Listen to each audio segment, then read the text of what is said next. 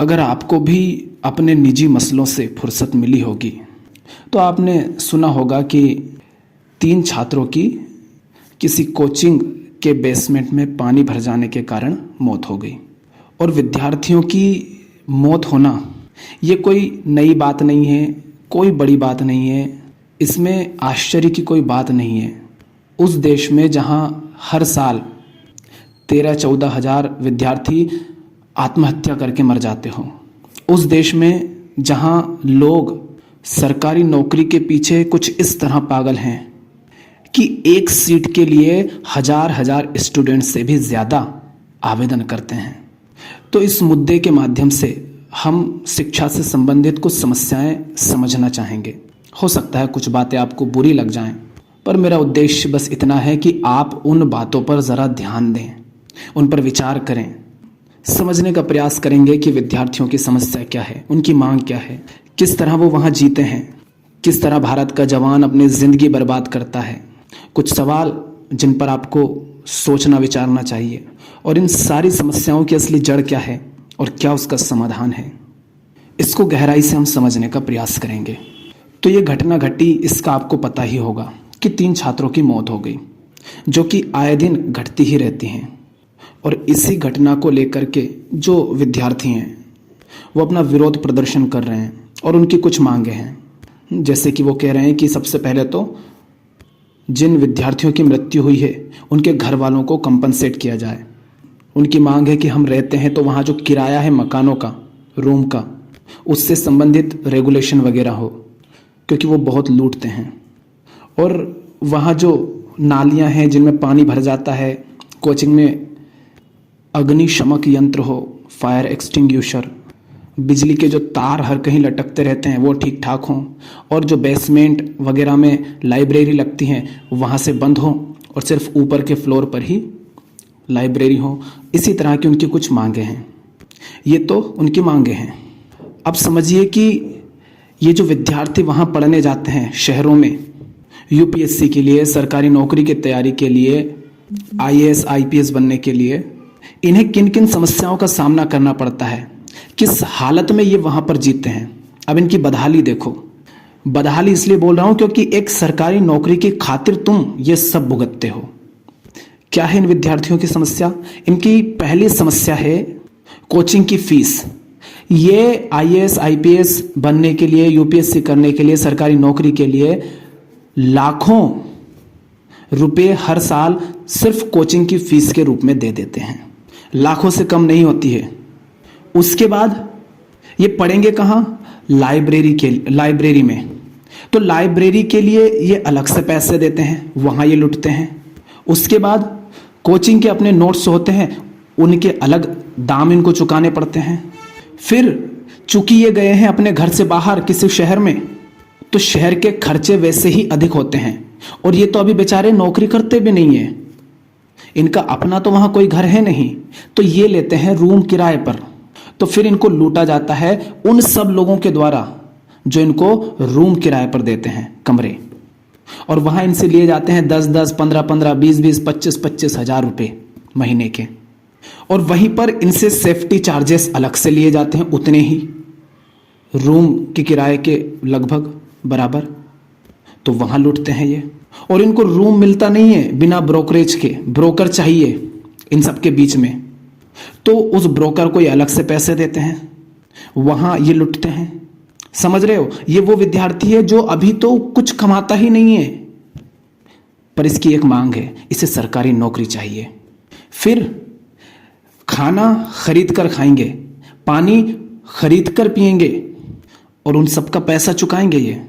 और उसकी क्वालिटी कैसी होती होगी ये तो वो विद्यार्थी ही जानते हैं जो वहाँ रहे हैं या रहते हैं।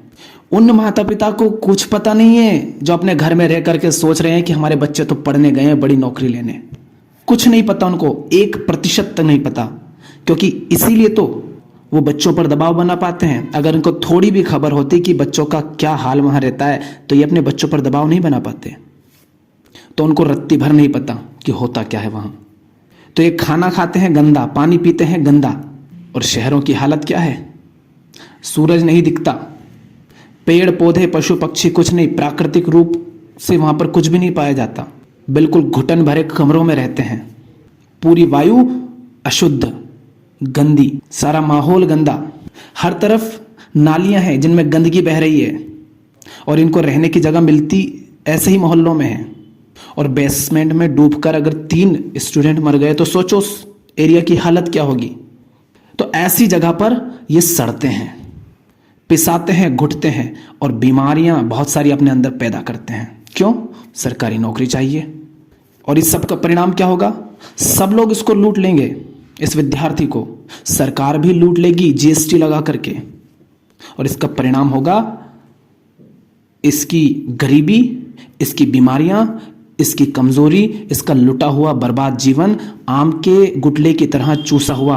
अंत में ये यहां से बर्बाद होकर बाहर जाएगा, क्योंकि इसको नौकरी नहीं मिलनी है, क्योंकि सीट है ही नहीं ना। कौन इसको नौकरी देगा? लाखों ने अप्लाई किया है और सीटें कुछ सैकड़ों हजारों। तो ये लुट पिट करके फिर बाहर निकलेगा और फिर इसके पास और कुछ करने को ढंग का होगा भी नहीं। तो ऐसे में ही बहुत सारे आत्महत्या भी कर लेते हैं। और ये जो विद्यार्थी हैं, जब बेसमेंट में पानी भरा गया तो उनका कहना है कि जो बेसमेंट के ऊपर जो लाइब्रेरीज थी उन लोगों ने रेंट बढ़ा दिए हैं, वो अपने रेंट बढ़ा रहे हैं। तो इन विद्यार्थियों को सब लूटते हैं। रूम रेंट वाले लूटते हैं, कोचिंग वाले लूटते हैं, सरकार लूटती है, मेस वाला लूटता है, पानी बिजली वाला लूटता है, ब्रोकर लूटता है, सब इनको लूटते हैं और ये लुटते जाते हैं। ये क्या है? ये वो समस्याएं हैं जिनका सामना इनको करना पड़ता है। किसकी खातिर? सरकारी नौकरी चाहिए। फिर आते हैं कि इस सब पर सरकार क्या कर रही है, क्योंकि ये अपनी मांग रख रहे हैं ना उनके सामने। तो सरकार क्या कदम उठा रही है? सरकार कोचिंगों को सील कर रही है, कुछ कोचिंगों को, जो कि अक्सर होता है, और कुछ दिन बाद फिर वही सब चालू। ये मुआवजे की मांग कर रहे हैं तो हो सकता है सरकार किसी तरह से मुआवजा भी कभी दे दे। सरकार कहीं पर बुलडोजर चला रही है। और आपने अगर वो खबर देखी हो तो वो जो गाड़ी वाला था, कार वाला, कि वो तेजी से गाड़ी लाया था इसलिए दरवाजा टूट गया, तो उसको अरेस्ट कर लेगी सरकार। तो सरकार कर रही है ये सब मूर्खतापूर्ण करतूतें। मैं आपसे पूछ रहा हूं, क्या इस सब से तुम्हारी जिंदगी सुधर जाएगी? क्या तुम्हारे बच्चों की जिंदगी सुधर जाएगी? ऐसी जिंदगी जी करके, ऐसी जवानी जी करके तुम कंपनसेशन मांग रहे हो। वो तो मर गए ना बेचारे। घर वालों को कंपनसेशन दे दोगे, ठीक है, दे दिया, क्योंकि उसके लिए तुम किसी को जिम्मेदार ठहरा रहे हो, कोचिंग वाले को ठहरा रहे हो, ठीक है, उसने गलती की, जिम्मेदारी उस पर होनी चाहिए। पर जो आत्महत्या करता है फिर उसकी जिम्मेदारी किस पर थोकोगे? क्यों इतने स्टूडेंट 13-14 हजार हर साल आत्महत्या करते हैं? उसका जिम्मेदार कौन है? उसके लिए कौन कंपनसेशन देगा? वहां तो वो खुद मर रहा है, क्यों मरना उसे पड़ रहा है? ये जो हमने समस्याएं बताई विद्यार्थियों की, ये सारी समस्याएं क्यों उसको मजबूरन झेलनी पड़ रही है? क्या ये सारी समस्याएं खत्म हो जाएंगी इन कुछ मांगों के पूरा हो जाने से? अब मेरे कुछ आपसे सवाल हैं। आप माता पिता हो सकते हैं, विद्यार्थी हो सकते हैं। मैं आपसे पूछ रहा हूं कि जहां तुम्हारा इतना गहरा शोषण हो रहा हो, जहां तुम्हें इस कदर लूटा जा रहा हो, तुम वहां हो ही क्यों? वो अच्छा इंफ्रास्ट्रक्चर बना दें, अच्छी लाइट लगा दें, बेसमेंट की जगह सिर्फ ऊपर लाइब्रेरी हो, तुम्हारा किराया भी कम कर दिया, ठीक, पर क्या तुम्हारी जिंदगी उसी नौकरी के लिए है? इन सबसे ये कैसे निश्चित हो जाएगा कि तुम्हें वो पढ़ाई करनी ही चाहिए? ये बिल्कुल भी सही नहीं है कि कोई तुम्हें लूटे, चाहे कोचिंग वाला हो, चाहे मेस वाला हो, चाहे कमरे किराए पर देने वाला हो, चाहे सरकार हो, कोई भी तुम्हें लूटे। ये बिल्कुल सही नहीं है, मान रहा हूं। पर मैं तुमसे पूछ रहा हूं कि जहां तुम्हारा इतना शोषण हो रहा है तुम वहां हो क्यों? और फिर यह भी पूछ रहा हूं कि अगर तुम्हारा कोई लालच ना हो, अगर तुम्हारा कोई स्वार्थ ना हो, तो क्या कोई तुम्हें लूट सकता है? फिर तुम वहां क्यों लूट रहे हो? मैं तुमसे इसलिए पूछ रहा हूं क्योंकि दूसरे को दोष देने से तुम्हारी जिंदगी नहीं सुधरेगी। तुम्हारी जिंदगी तो कल से फिर वापस उसी रोड पर आ जाएगी और तुम बर्बाद करते रहोगे अपनी जिंदगी। इसलिए पूछ रहा हूं कि तुम क्यों लूट रहे हो? किसी ने तुम्हारे हाथ पैर तो बांधे नहीं कि तुम वहां उस कोचिंग में पढ़ो, उस किराए के कमरे में वहां जाकर रहो, वो पढ़ाई करो। किसी ने तुम्हारे हाथ नहीं बांधे। छोड़ दो सबको। तुम कह रहे हो कि कोचिंग वाले बहुत पैसा ले रहे हैं, लूट रहे हैं, लाइब्रेरी वाले लूट रहे हैं, कमरे के किराए वाले लूट रहे हैं, ब्रोकर लूट रहे हैं, सब लूटते हैं। मैं पूछ रहा हूं कि वे तुम्हारे घर तो नहीं आ रहे हैं ना तुम्हें लूटने? वे तुम्हारी जेब में खुद से तो हाथ डाल करके नहीं तुमसे पैसे छीनते हैं, तुम ही देते हो ना अपने हाथ से। क्यों देते हो? वो फीस ज्यादा लेते हैं क्योंकि उनके यहां तुम्हारे जैसे लोगों की, पैसा देने वालों की लाइन लगी है। कोई कमी नहीं है, उनके पास कुर्सी खाली नहीं है, अगर चाहिए तो ज्यादा पैसे दो। वो ज्यादा किराया लेता है क्योंकि तुम नहीं दोगे तो कोई और खड़ा है देने के लिए तैयार। डिमांड और सप्लाई ये तो समझते होंगे तुम। तो उनके पास डिमांड की कोई कमी नहीं है, सप्लाई सीमित है, तो वो भर भर के पैसा लेंगे। और जो डिमांड की जा रही है वो उन लोगों के द्वारा की जा रही है जिनको जरूरत ही नहीं है उस पढ़ाई की, उस नौकरी की, उस काम की, वहां लूटने की। पर सिर्फ वो लूट रहे हैं क्यों? क्योंकि हमारे अंदर एक मूर्खतापूर्ण धारणा बैठा दी गई है कि आराम की और सुरक्षित जिंदगी चाहिए तो यूपीएससी कर लो, सरकारी नौकरी पालो। तुम्हें चाहिए आराम की सुरक्षित जिंदगी, और तुम्हें समाज ने, मीडिया ने, फिल्मों ने, इन लुटेरे, लालची मोटिवेटर शिक्षकों ने ये बता दिया है कि यूपीएससी उसका माध्यम है एक सुरक्षित और आराम की जिंदगी जीने का, जो कि असंभव है। और जब तक तुम इस भ्रम से बाहर नहीं निकलोगे कि कहीं कोई आराम की और सुरक्षित जिंदगी हो सकती है, तब तक तुम यूं ही लूटते रहोगे और वो लोग तुम्हें लूटते रहेंगे। क्योंकि हकीकत में कहीं ऐसी कोई जिंदगी नहीं होती, चाहे तुम कुछ भी बन जाओ, किसी भी पद पर पहुंच जाओ, कितने ही ऊंचे पद पर, आराम की और सुरक्षित जिंदगी नहीं है। जीवन में संघर्ष है, मेहनत है, वो तुम्हें करनी पड़ेगी। या तो बिना लुटे कर लो या लुटपिट करके करो। क्या तुम सचमुच नहीं जानते कि सिर्फ कुछ हजार पद होते हैं, कुछ हजार वैकेंसी होती है, और उसके लिए आवेदन करने वालों की संख्या कितनी होती है? उनकी संख्या होती है लाखों में। और तुम ये भी नहीं देखते कि मैं स्कूल में तो सबसे आगे आ नहीं पाया, स्कूल में तो मेरा सबसे पीछे नंबर रहता है, तो इन लाखों से आगे कैसे निकलूंगा? क्योंकि लाखों हैं और सिर्फ सिलेक्शन होगा कुछ हजार लोगों का। क्या तुम्हें नहीं दिख रहा ये सब? लेकिन उसके बाद भी तुम वहां सड़ते हो। क्यों? मैं पूछ रहा हूं तुमसे कि वो जो तुम सड़ते हो, लुटते हो, क्या उस सड़ने के लिए, लुटने के लिए तुम्हें कोचिंग क्लासेस मजबूर करती है, कोई शिक्षक मजबूर करता है, या तुम्हारे अंदर की वो कामना और तुम्हारा घर परिवार और ये पूरा समाज तुम्हें मजबूर करता है? देखो, कोचिंग क्लासेस गलत कर रही हैं, उसके लिए वो दोषी हैं, पर उनको दोष देकर के तुम्हारी जिंदगी नहीं सुधरेगी ना। इसलिए सवाल खुद से पूछो कि वह कौन सी चीज है जो मुझे लुटने के लिए मजबूर कर रही है। वो है तुम्हारी ये चाह कि आराम की, सुरक्षित और सम्मानी जिंदगी मिल जाएगी यूपीएससी करके या कोई सरकारी नौकरी पा करके। कौन तुम्हें मजबूर कर रहा है कि तुम उस सड़ी गली और घुटन भरी चार दीवारी में घुटते रहो और घर मत जाओ, खुद का धंधा शुरू मत करो? कौन मजबूर कर रहा है? पूछो, ध्यान दो उस ओर। कौन है असली जिम्मेदार इन सारी समस्याओं के? क्या तुम नहीं जानते इन मोटिवेटरों को, ये जो बड़े बड़े इंटरव्यू होते हैं उन सबको?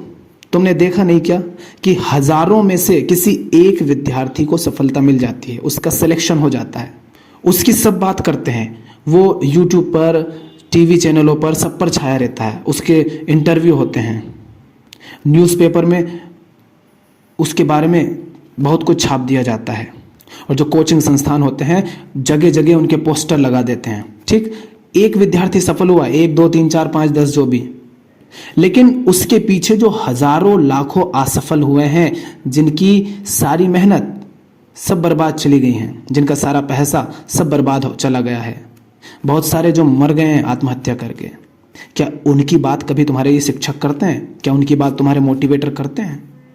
एक सफल हो गया, उसकी सब बात कर रहे हैं और उसका चेहरा तुम्हें दिखा रहे हैं, उसकी सफलता तुम्हें दिखा रहे हैं, लेकिन उसके पीछे हजारों लाखों जो बर्बाद हुए, असफल हुए, उनकी तुमसे कोई बात नहीं करता। तो तुम्हें लगता है कि हाँ, मैं भी जाऊंगा, मैं भी मेहनत करूंगा तो मेरा भी हो जाएगा। मतलब तुम सचमुच ये नहीं समझते इस बात को क्या, कि तुम उस एक की श्रेणी में नहीं, वो जो हजारों लाखों फेल हुए, असफल हुए, तुम कहीं उधर आते हो बीच में नीचे। पर फिल्मों के द्वारा, मोटिवेशन के द्वारा, इन कोचिंग संस्थानों के जो तुम्हारे बड़े मोटिवेटर और गुरु बन करके बैठे हैं शिक्षक, ये तुम्हें इस भ्रम में रखते हैं कि बेटा तुम्हारा भी हो जाएगा, लगे रहो बच्चा, अपना टाइम आएगा। तुम्हें लालच दिया जाता है, तुम्हें उम्मीदें दी जाती हैं, तुम्हें सपने दिखाए जाते हैं और एक छवि तुम्हारे अंदर बना दी जाती है ऐसे जिंदगी की जिसमें जैसे खूब मजा है, खूब आनंद है, खूब सुकून है, सुरक्षा है और कोई मेहनत नहीं है। और उसकी खातिर फिर तुम लुटते रहते हो और ये तुम्हें लूटते रहते हैं। ये खूब अपना रेंट बढ़ाते हैं, फीस बढ़ाते हैं, किराया बढ़ाते हैं, सब बढ़ा देते हैं और तुम देते हो वो सब, तुम खुद देते हो। और कभी कोई शिक्षक तुमसे ये नहीं कहता कि बेटा एक बार पुनर्विचार करो कि जिस नौकरी की तैयारी करने के लिए तुम हमारे पास पढ़ने आए हो, क्या सचमुच तुम्हें वह करना भी है? कभी नहीं कहते कि ये तुम्हारे लिए ज़रूरी नहीं है क्योंकि तुम्हें देख करके लग रहा है कि तुम ये नहीं कर पाओगे। वे कभी नहीं कहते कि मजबूरी में या किसी दबाव में या दूसरों को देख देख करके या कोई कल्पना करके ये पढ़ाई या इस नौकरी के पीछे अपना समय, पैसा, संसाधन, अपनी जवानी कुछ बर्बाद मत करो। ऐसा कोई शिक्षक तुम्हें नहीं कहता, बल्कि वो तो तुमसे कहते हैं कि क्यों डरें कि जिंदगी में क्या होगा, कुछ नहीं तो तजुर्बा होगा। ये मूर्खतापूर्ण बात है। किसी की हत्या कर दो, हत्या करने से भी तजुर्बा मिलता है। किसी के यहाँ चोरी करने से भी तजुर्बा मिलता है। किसी के हाथों पिट लो, उसमें भी तजुर्बा मिलता है। बिल्कुल बुरे घटिया काम करो, उन सबसे तजुर्बा मिलता ही है। तो इसके लिए क्या ज़िंदगी बर्बाद कर दें? क्या थोड़ा सा तजुर्बा लेने के लिए पूरी ज़िंदगी को नर्क बना दें? लुट जाएं, पिट जाएं, घुटन भरी ज़िंदगी जिए, बर्बाद हो जाएं? पर मूर्खतापूर्ण तुम्हें मोटिवेशन दिया जाता है और तुम बिल्कुल बेहोशी में बह जाते हो वहाँ पर, क्योंकि तुम्हें थोड़ी सी अपने अंदर समझ ही नहीं है ना, तुम क्या चीज़ हो, तुम्हें क्या चाहिए, तुम क्यों पैदा हुए हो, किस चीज़ की खातिर तुम हर समय दौड़ते रहते हो, किस चीज़ को पाने की खातिर सारी दुनिया दौड़ती है। तुम उस बात को बिल्कुल नहीं समझते, इसलिए हर किसी दिशा में तुम दौड़ते रहते हो। और इनके जैसे शिक्षक, ये नेता, अभिनेता, ये सब मिल करके तुम्हें दौड़ाते रहते हैं और यही लोग फिर फिल्में बनाते हैं तुम्हें मोटिवेट करने के लिए। तुम देख ही नहीं पाते हो कि 1000 अगर वैकेंसी है तो 1000 लोगों का सिलेक्शन होगा ही, और वो 1000 कोई भी हो सकते हैं। पर तुम बिल्कुल अंधे हो जाते हो और तुम ये भी नहीं देखते फिर कि बाकी जो थे उनका क्या। 100 साल तक भी अगर 1-1000 वैकेंसी निकलती रहे हर साल, तो भी 100 साल में कितने लोगों को नौकरी मिल जाएगी? 1 लाख लोगों को। और एक ही साल में उस नौकरी के लिए अप्लाई करने वालों की संख्या 10, 15, 20, 25, 30 लाख होती है। तो बताओ, एक साल में जितने लोग अप्लाई करते हैं उन सबको भी 100 साल में वो नौकरी नहीं मिलेगी। सब लोगों को बूढ़े होकर मर जाओगे। पर फिर भी तुम उसके पीछे दौड़ रहे हो, फिर भी नहीं सोचते। क्यों? क्योंकि सारी समस्याओं की जड़ है कि तुम्हें चाहिए एक आराम की और सुरक्षित जिंदगी, जिसमें मेहनत कम हो या हो ही नहीं और भोगने को खूब मिले, मान सम्मान, सुरक्षा, अधिकार, पैसा, ये सब खूब मिले। ऐसी जिंदगी तुम्हें चाहिए जो कि सिर्फ काल्पनिक है, क्योंकि हकीकत में जीवन में सुरक्षा, आराम कहीं नहीं है। और जो मान सम्मान मिलता है वो झूठे लोगों से मिलता है, झूठा मान सम्मान। अरे तुम्हारे पास पैसा है तब कोई तुम्हारा सम्मान करता है, पद है, प्रतिष्ठा है तो तुम्हारा सम्मान करता है, तुम्हारे पास ताकत है तो तुम्हारा सम्मान करता है, और वो सब नहीं है तो तुम्हारा सम्मान नहीं करता। तो इसका मतलब क्या है कि सम्मान तुम्हारा नहीं है, सम्मान है उस पैसे का, उस ताकत का, उन अधिकारों का जो तुम्हारे पास है। वो नहीं होंगे तो कोई तुम्हारा सम्मान नहीं करेगा। तो जो सम्मान मिलता है वो भी झूठा, और सुरक्षा और आराम तो जिंदगी में है ही नहीं। यही तो इंसान का भ्रम है, इसी को तो वो खोजता रहता है और लुटता रहता है। और जिसको ये बात समझ आ जाती है कि जीवन में संघर्ष है, तो वो फिर बर्बाद जिंदगी में संघर्ष करके, परेशान होकर गुलाम जी करके मरने के बजाय एक सच्चा सही जीवन जिएगा, विद्रोही जीवन जिएगा। और आज़ाद जीवन जिएगा, गुलामी नहीं करेगा। फिर वो ऐसे ज़िंदगी बर्बाद नहीं करेगा, ऐसे जवानी बर्बाद नहीं करेगा। पर तुम्हें चाहिए आराम की, सुरक्षित, सम्मानित, अधिकार वाली, बिना मेहनत किए खूब पैसा वाली जिंदगी, जो कि असंभव है।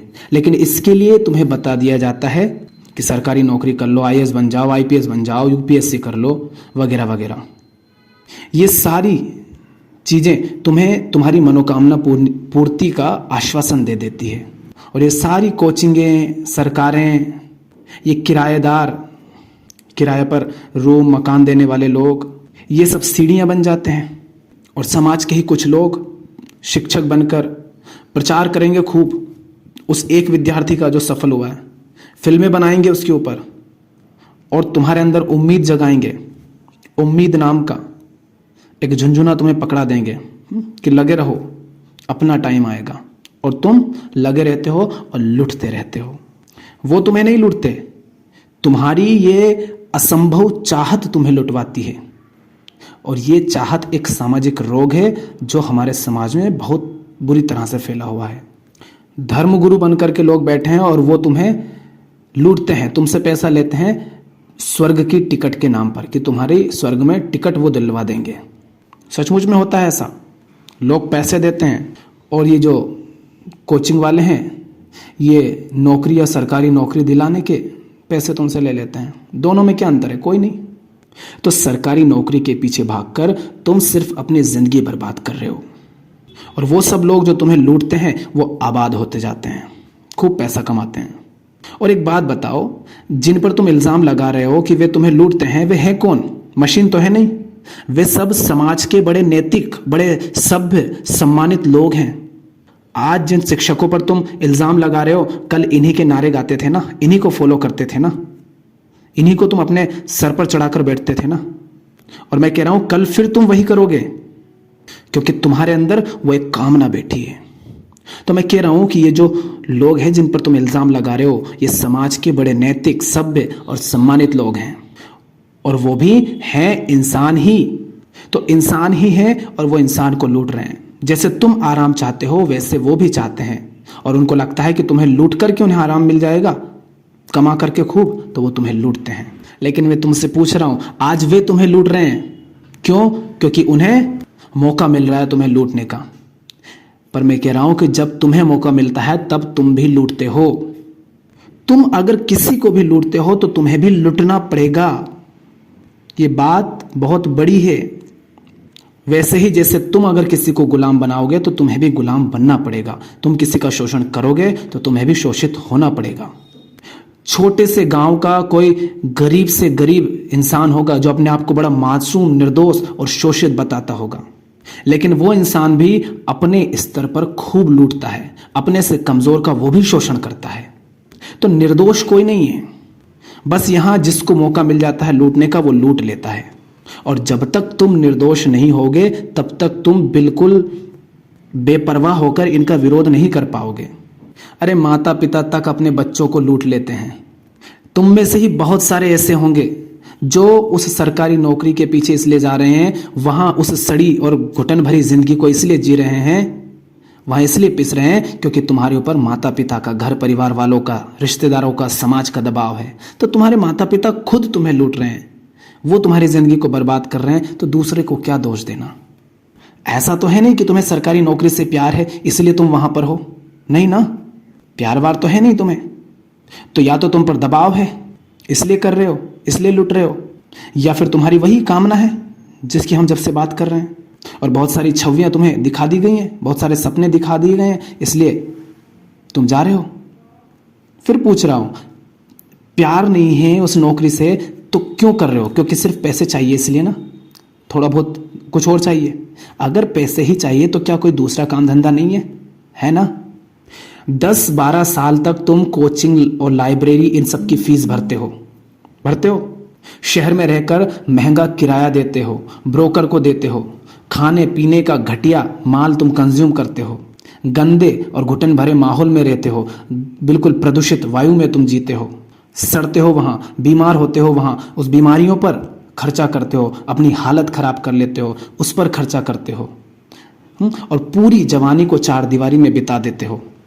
जिस जवानी में तुम एक सही और मेहनत भरा काम शुरू कर सकते थे खुद का, उसको तुम वहां बर्बाद कर देते हो। अपना सारा समय, ऊर्जा और जवानी और पैसा सब वहां लगा देते हो। लगाते हो ना? कितना तुमने वहां पर बर्बाद किया। क्या इतने में तुम अपना खुद का कोई काम धंधा शुरू नहीं कर सकते थे? अगर तुम माता पिता हो तो क्या इतने तुम अपने बच्चे को कोई काम धंधा शुरू नहीं करवा सकते थे? पर तुम नहीं करवाते हो क्योंकि तुम पड़े हो सरकारी नौकरी के पीछे। तो इसीलिए कह रहा हूं कि तुम्हारी इस बर्बादी का जो सबसे बड़ा कारण है वो है तुम्हारी आराम और सुरक्षित जिंदगी का सपना, जो तुम्हें दिखाया जाता है फिल्मों के द्वारा, लालची शिक्षकों, कंपनियों, मोटिवेटरों, इन जैसे लोगों के द्वारा। तो सारे विद्यार्थियों से एक बात कह रहा हूं वही, क्योंकि आपकी ही उम्र का मैं हूं और मैंने भी पढ़ाई की है। आपको अगर बुरा लगता हो तो उसमें कुछ नहीं कर सकता, पर आपकी भलाई इसी में है। इन सारी समस्याओं का समाधान बस यही है कि तुम इस भ्रम से बाहर आओ। तुम्हें इस भ्रम से बाहर आना होगा कि कहीं कोई सुरक्षित और आराम की जिंदगी हो सकती है, और फिर तुम्हें खुद अपना काम धंधा शुरू करना होगा। क्योंकि अंततः तो तुम्हें बिल्कुल चुस करके, चुसे हुए आम के गुठले की तरह चुस करके तुम्हें करना तो वही है, खुद का काम धंधा। क्योंकि तुम जानते हो ना कितनी सी वैकेंसी होती है और उसके लिए अप्लाई कितने लोग करते हैं, तो सबको तो नौकरी मिलेगी नहीं। तो अंततः तो तुम्हें अपना ही काम करना है। तो मैं कह रहा हूं कि अपना समय, अपनी जवानी, अपना पैसा, अपने संसाधन, ये सब बर्बाद करके वो शुरुआत करने से अच्छा है कि अभी ही शुरुआत करो। जितना जल्दी हो सके शुरुआत कर लो अपनी, अन्यथा लुट-पिट करके तो करना ही है और उसमें फिर अच्छे से शुरुआत भी नहीं हो पाएगी। फिर कह रहा हूं, तुम यदि मेहनत करने को, संघर्ष करने को तैयार हो तो घर, परिवार, रिश्तेदार, समाज, विज्ञापन, कोचिंग, किराएदार, सरकार, कोई तुम्हें लूट नहीं सकता, कोई तुम्हारा कुछ नहीं बिगाड़ सकता। अगर कोई तुम्हें लूट पा रहा है, कोई तुम्हारा मालिक बना हुआ है, कोई तुम्हारा शोषण कर रहा है, तो कहीं ना कहीं तुम खुद लुटने को तैयार हो। तुम्हारा भी कोई स्वार्थ है वहां, और इसीलिए आज तुम विरोध कर रहे हो, लेकिन कल उन्हीं नेताओं, अभिनेताओं, मोटिवेटरों, उन्हीं शिक्षकों को तुम फिर पूजने लगोगे, उन्हीं को फॉलो करोगे, उन्हीं की बात मानोगे, क्योंकि तुम भी उन्हीं की तरह ही बनना चाहते हो। और वो वैसे हैं तुम्हारा शोषण करके, तो तुम्हें भी अगर वैसे होना है तो फिर तुम्हें भी आगे चलकर भ्रष्टाचारी और ऐसा ही दूसरों का शोषण करना पड़ेगा।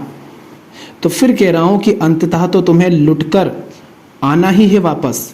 इससे अच्छा है कि खुद अभी जितना जल्दी हो छोटी मोटी अपनी शुरुआत करो, और अपने बच्चों को वहां मत भेजो बर्बाद होने जबरदस्ती। और फिर एक बहुत ज़्यादा ज़रूरी ये भी है कि सरकारें शिक्षा पर सबसे ज़्यादा ध्यान दें, क्योंकि हमारी सरकारें बिल्कुल ध्यान नहीं दे रही हैं शिक्षा पर। लेकिन सरकार कौन है? वो भी तो इंसान है ना, तो वो भी तभी होगा, सरकार भी ध्यान शिक्षा पर तभी देगी जब तुम एक समझदार जिंदगी जियोगे, सही शिक्षा लोगे, जानने के लिए, समझने के लिए, सीखने के लिए, ना कि सरकारी नौकरी के लिए। जब तुम सरकारी नौकरी के पीछे भागना बंद करोगे, एक आज़ाद जिंदगी जियोगे, होशपूर्ण जिंदगी जियोगे, जीवन को सही ढंग से समझने पर ध्यान दोगे ज़्यादा, तभी तुम सही लोगों को चुन पाओगे ताकि वो सरकार में आए और सारी व्यवस्था को सही दिशा दें। जब तुम बस सरकारी गुलाम बनने की जगह हर तरह के क्षेत्रों में जाना शुरू करोगे, क्योंकि सरकार भी इंसान है, इंसानों के बिना कोई सरकार नहीं, तो वो शिक्षा पर ध्यान नहीं दे रही क्योंकि वो घटिया लोग हैं, अनपढ़ गंवार है वो, और वो बस तुम्हारा शोषण करना चाहते हैं। तो वो क्यों दें? क्यों तुम्हें इतना समझदार बनाने पर ध्यान दें? तुम समझदार हो गए तो वो कैसे सरकार में रह पाएंगे? उनको हटना पड़ेगा। और वो ऐसा इसीलिए कर पा रहे हैं क्योंकि तुम्हारी पूरी जवानी को वो उलझा देते हैं सरकारी नौकरी में। तुम्हें उससे बाहर निकल के जिंदगी को साफ देखना पड़ेगा। और फिर जब जवानी एक साथ उभर कर आती है तो ये घटिया लोग थोड़ी ना वहाँ कुर्सी पर ऊपर बैठ जाएंगे, ये थोड़ी ना मालिक बन पाएंगे फिर तुम्हारे। तो जिंदगी तुम्हारी है और इसकी जिम्मेदारी भी तुम्हारी है। और याद रखना, आराम की और सुरक्षित जिंदगी नहीं है। जिंदगी माने संघर्ष, याद रखो। और संघर्ष में ही आनंद है, अगर संघर्ष सही दिशा में है। संघर्ष से प्रेम है।